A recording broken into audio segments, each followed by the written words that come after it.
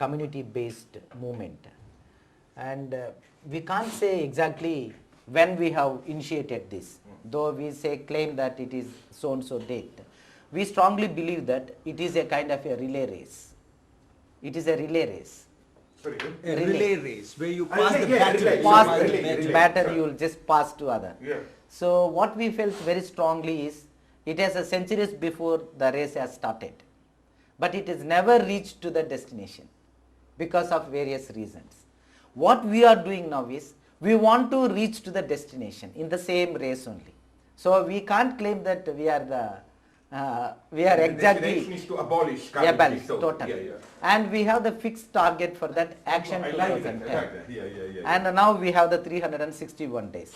So whoever wants to join with us or do something for this, they have to work before the 361 days only. So you have a deadline for your... For everybody. So we have the deadline very clear. This is called Action 2010. And in this aspect, we are happy to be actually with you here today, and because of your struggle, not because any other things, because I am not so good in any ideological debates or anything much. I feel actions, and I have seen and I have read about you and other things, and which has impressed really much. And these struggles will continue across the world, wherever there is a discrimination, wherever there is a inequality, wherever there is a struggle for the freedom. So we feel this manual scavenging is also one of the such struggle which is happening. May not be reached to the stage of the civil war or anything, but it is, I can say that it is a more than the civil war, because ideologically or mentally, the people 5,000 years oppression, from there to coming out, it is, not, we can't imagine actually. When we started, when I know this in my childhood, I was totally lost. So how I can recognize myself? So it has become an identity problem. Who am I? I came to know that I became untouchable. For that I haven't done anything. Just I born as a son of untouchables. That I was told. Then I became untouchable. I never felt that I am untouchable, but the whole world is looking me untouchable. Then I started thinking that even the whole world, if says me I am untouchable, better I will not accept that. Let whole world say me as an untouchable. But I felt in my strong feeling, close to my heart, I felt I am not untouchable. I will not accept this, because I am as equal you. There it started actually the struggle in my life. Sorry to interrupt, I found this wonderful what you said, because, how should I put it, the way I see your movement, the danger is, if something like what you are doing were to happen in United States, they would, what I call, fall in love with themselves. They would say, no, but we as untouchables,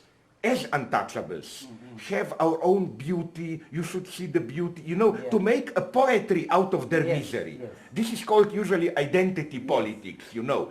And I loved what you say. No, your point is not people should see that we untouchables are also have the dignity. This was the way I read not the Ambedkar but the Gandhi solution. You are the children.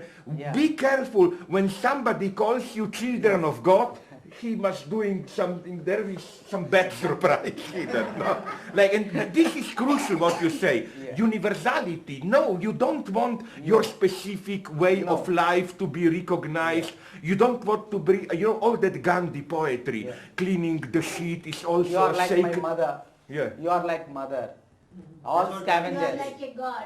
You are like a god. You are the children of God. And the person who is cleaning the toilet is like my mother. Because my mother cleaned my sheet. You are also doing. So the glorifying the actual things. Spiritual experience. Cleaning the toilet. I know. And this is wonderful that you know this. Because here you are more progressive than in the West. In the West they, again, as I said, they fall in love with themselves, you know. They start to say, but we can be loved for what we are. No, you said it wonderfully. I don't want to be what I will as not what accept. society identifies me as. I want to accept myself what I am. So that we started just like that. And another thing is that there are so many ideologies.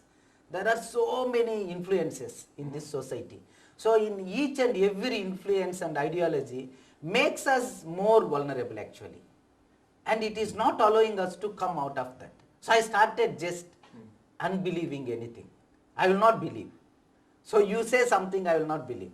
I want to come out of my own problem. So there we started this, and a struggle actually. It started from why I am mentioning this, as a Dalit in this country and untouchable, when it comes to you are untouchable, you lost. So you feel that the whole world, whatever you have before, everything has shattered. And you became just like that. And you share with somebody, your neighbor or your own brother. Brother will tell you very clearly, shit, that is why you are unnecessary making. It is a secret business. Directly they are not telling you. As long as they are not telling you, you are untouchable. You just keep quiet. So one day they will tell even untouchable. So for me also they said several times you are a bangi or toti or something. There are derogatory words used to untouchable is in Scavenger. English. So you have very derogatory. It's like nigger or worse, like kafir. The abusive terms. When you say chura chamar kind of thing, the way it is said by a non-Dalit, Dalits. it is meant to abuse you. It is meant to humiliate you in the very utterance of the word. Yeah. So he says one day or the other you're going to be called that. You can't hide it. But the thing is the community also believes that. Why we want to expose that before it comes to us directly?